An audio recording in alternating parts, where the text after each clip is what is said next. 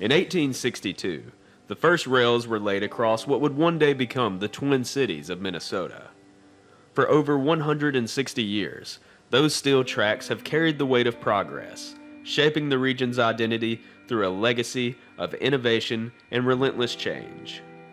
Yet amid the flux of time and technology, one enduring symbol stands resilient, a living monument to the golden age of American railroading. Milwaukee Road number 261.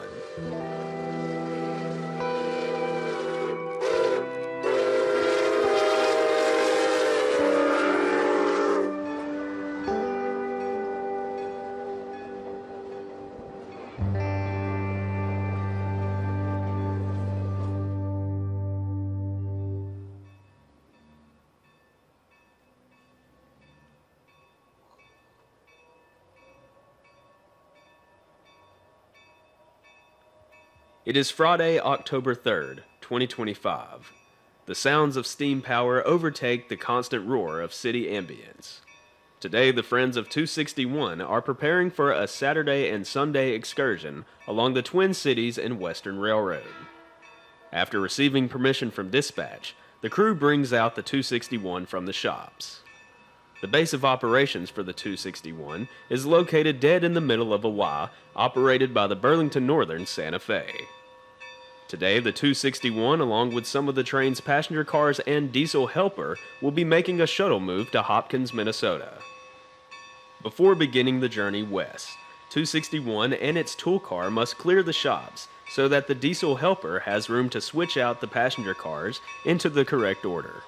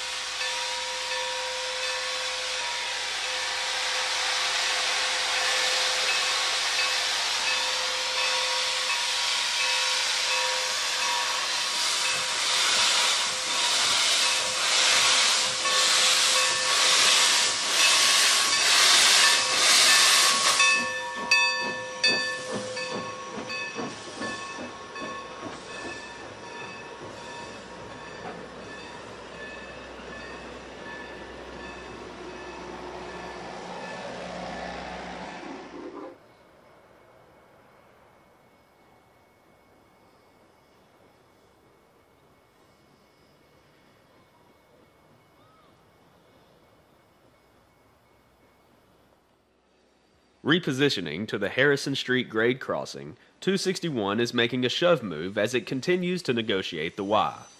After the roll-by, the rest of the train will be put together, and the vintage equipment will make its way to Hopkins.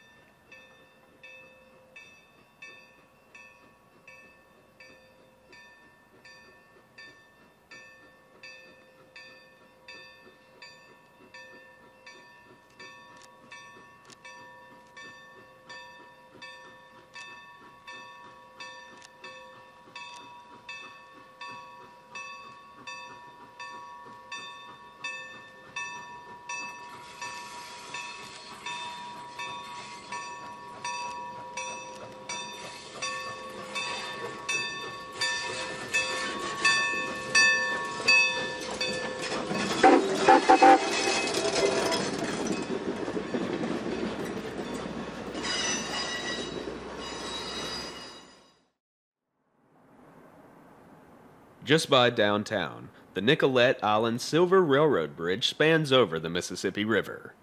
The bridge was built by the Great Northern in 1893, and it was later remodeled in the 1920s. Today, it is operated and maintained by the BNSF. 261 traverses over the channel, as its whistle echoing throughout the city acts as a solemn reminder of a bygone era.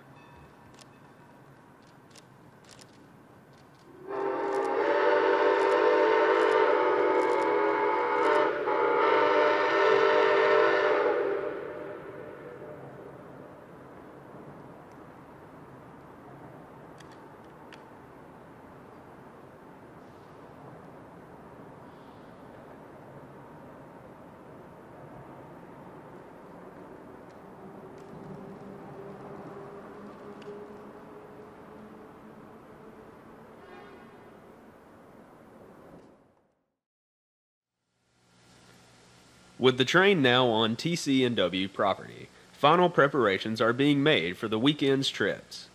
Steam locomotives aren't like a diesel that can simply be shut down and started up in a moment's notice. A few volunteers will have to stay with the locomotive all throughout the night to maintain the fire. This locomotive was built in 1944 by the American Locomotive Company in Schenectady, New York, as one of my friends like to say. The locomotive was built, of course, in 1944, so it was built as a war baby, so it was effectively built out of multiple locomotive parts that already existed.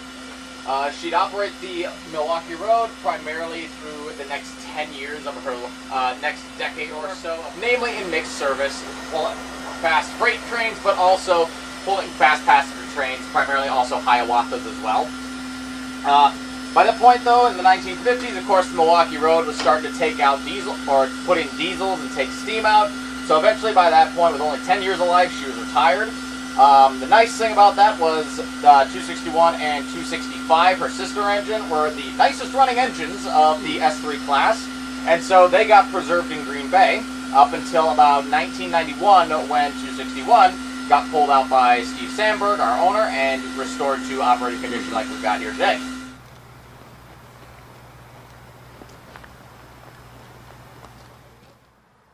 Tomorrow will be a busy day as the train will depart westbound for Chanhassen. There, it will pick up passengers and head towards the Arlington area before returning back.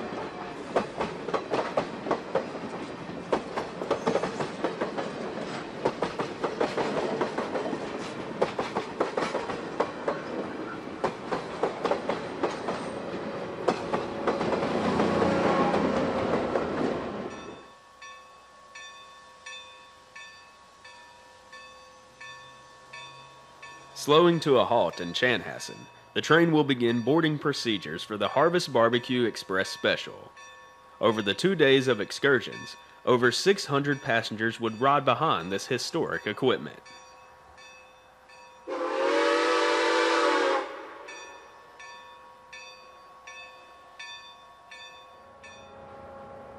As passengers board, we take a few minutes to get our first close-up of E-Unit locomotive number 32A.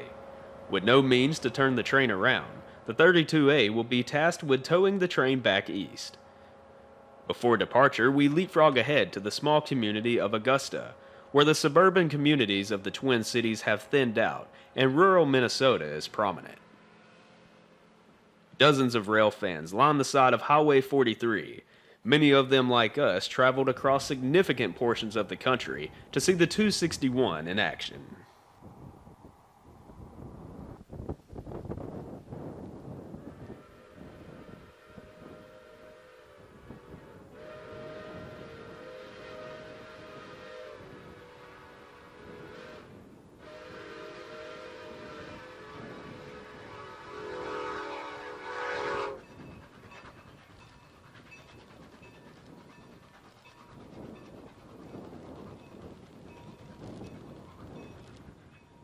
261 is a 484 Northern type steam locomotive. It was one of 10 S3 class engines built. In the early 1940s, the Milwaukee Road had received a few EMD FT diesel sets. The demand for more power had the railway requesting more of this diesel power. With America deep into World War II, the War Production Board would instead allocate the S3 class to the company.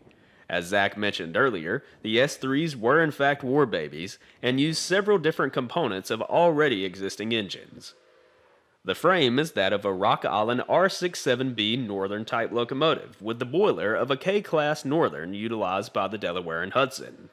Despite being somewhat of a Frankenstein build, the S3s were able to reach speeds of 100 plus miles per hour, with outputs of 4,500 horsepower.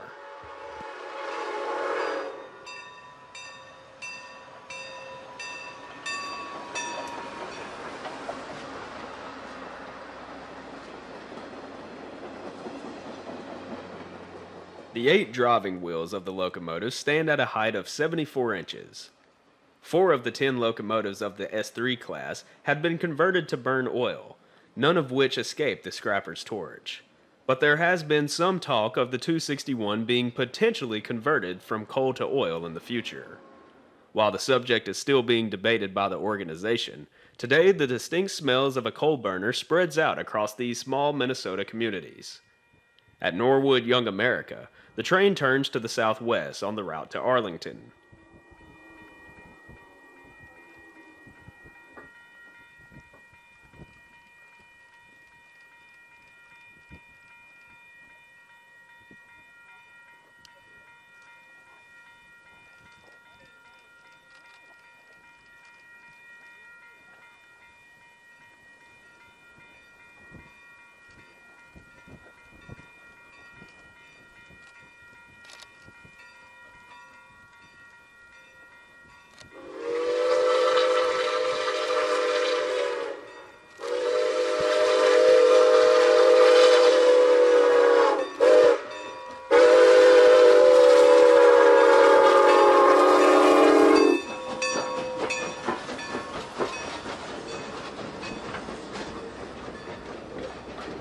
Upon its first restoration, the locomotive quickly became a popular excursion star throughout the 1990s. Along with trips over the TC&W and Wisconsin Central, 261 found itself to the east for various events and assignments, some over CSX tracks, as well as the grand opening ceremony of Steamtown in Pennsylvania. The 261 returned to the Midwest over the newly formed BNSF Railway, which would soon give the Northern type one of its biggest assignments yet, the Employee Appreciation Train. The 2000s would also be a busy period for the engine, with various trips throughout the Midwest, including a doubleheader with Canadian Pacific 2816 along the River Sub to Winona. The 261's 15-year overhaul had arrived in 2009, and the rebuild process had begun once again.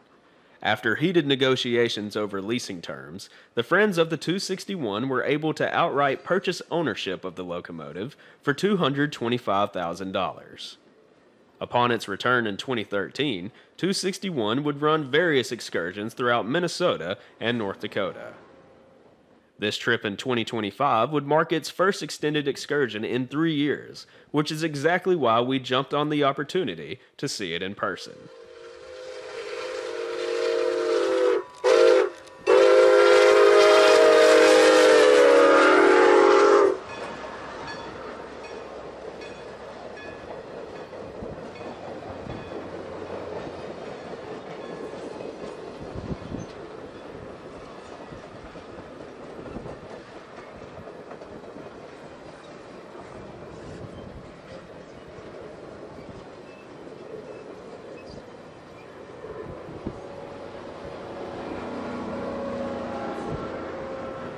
While the layover for the day was scheduled for Arlington, the train would continue to run west out of town for several miles before beginning the return trip. This segment of track is actually owned by the Minnesota Prairie Line, a subsidiary of the Twin Cities and Western.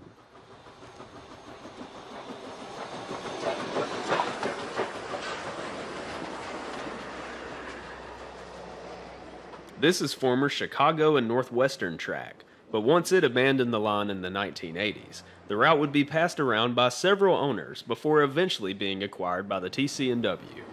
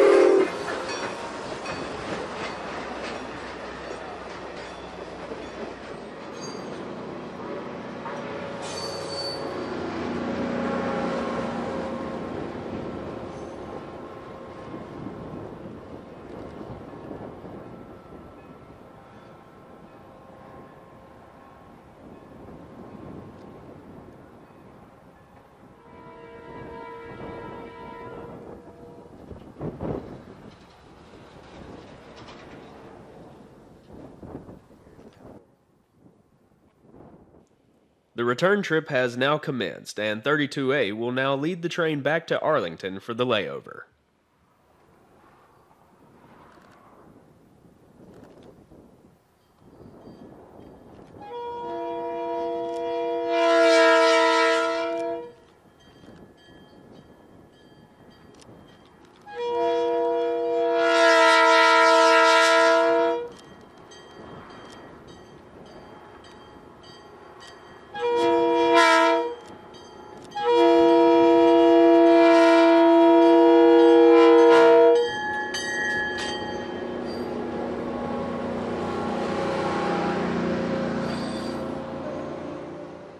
.32A is an EMD E9 locomotive that was originally delivered to the Milwaukee Road in 1956 for passenger service. As the passenger rail industry began to shrink, the Milwaukee Road would retire the E-unit, and an Amtrak that was still in its infancy would acquire it. Looking to replace its aging power, Amtrak would sell the E-unit to the Alaska Railroad. After its time serving the last frontier, a predecessor of the Wisconsin and Southern would acquire the locomotive. They would use it for several years for passenger specials. Eventually, Watco and the WSOR would part ways with the E-unit, and what better place could a former Milwaukee Road locomotive land than the Friends of 261? While the E9 sported yellow paint, the organization decided to paint it in this beautiful design similar to the E7s of the Milwaukee Road in the 1940s.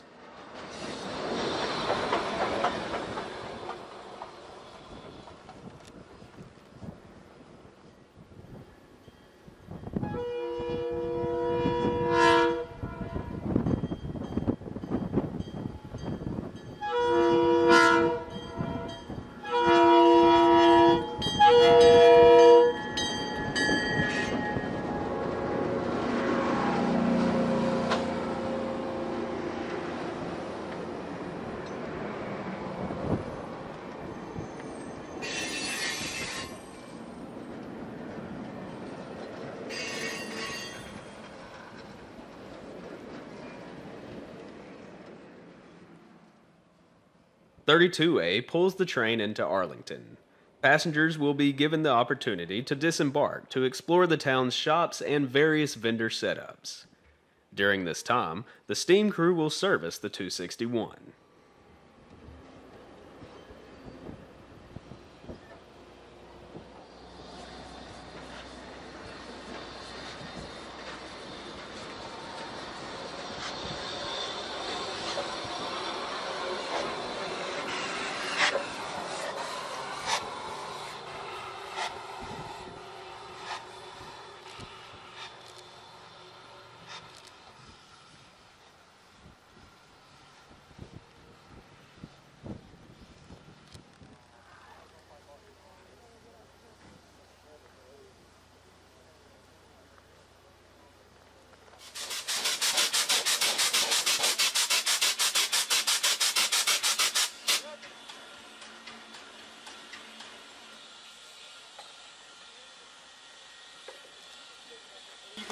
Since you're already using one like the amount of tripod,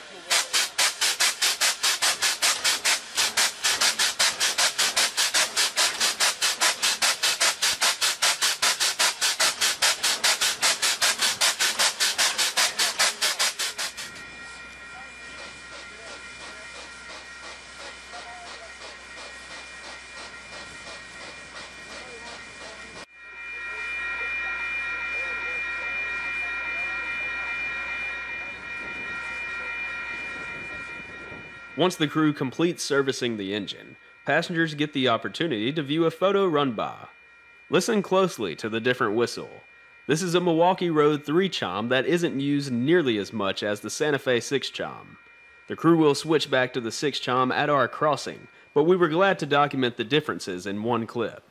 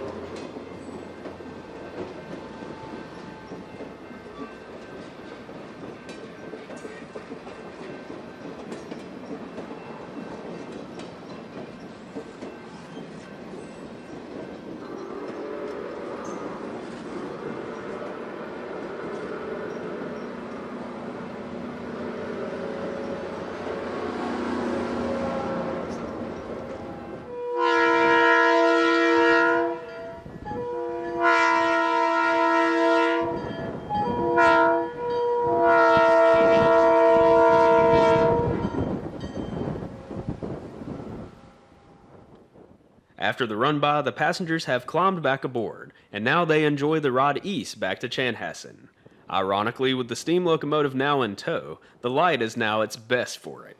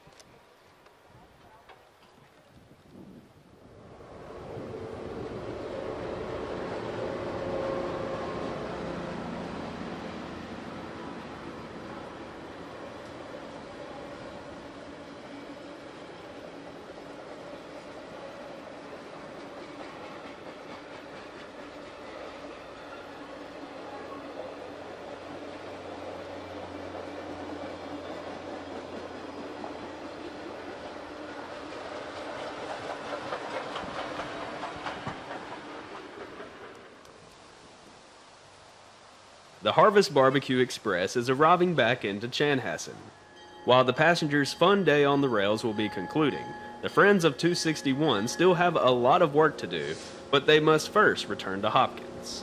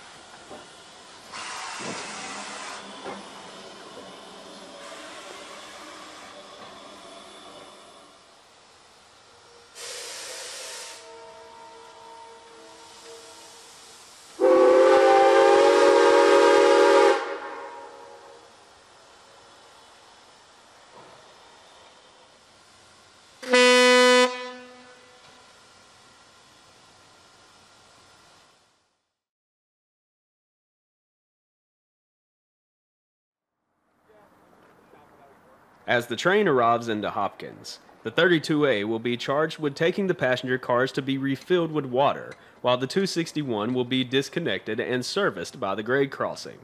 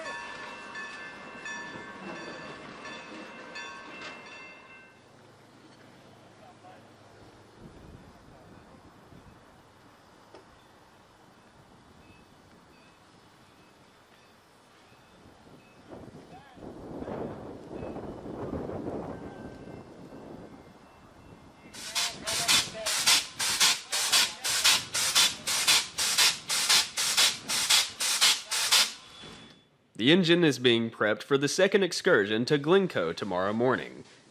An impressive sight during the servicing is the amount of young people involved with this organization. It's definitely an encouraging sight to see that this historic equipment will be in good hands for generations to come. The S3 will now clear the main line and reattach to the passenger consist, and then it will tie down for the night.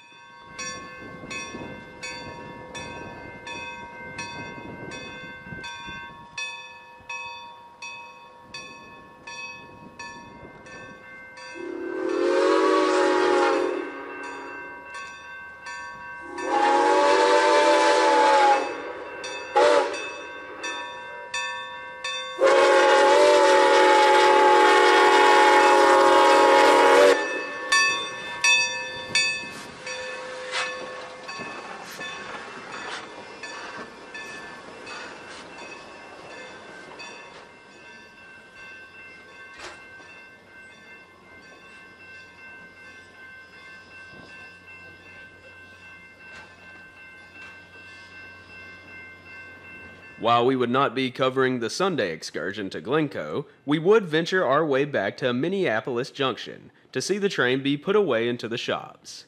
Here 32A negotiates the Y as it passes Harrison Street.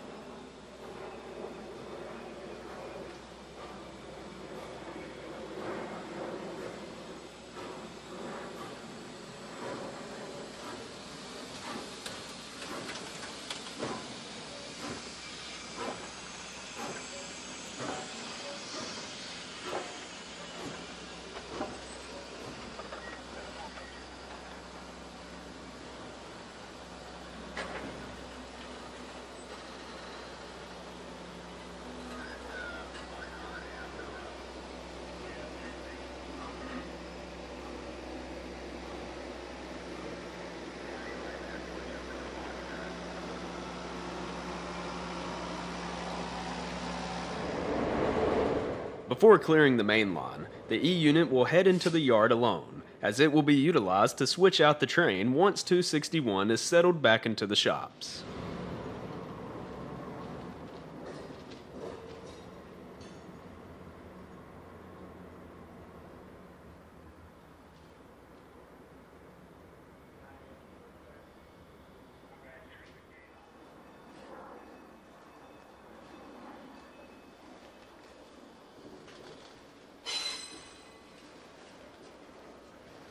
"32A is clear, so 261 will begin slowly shoving back into the facility.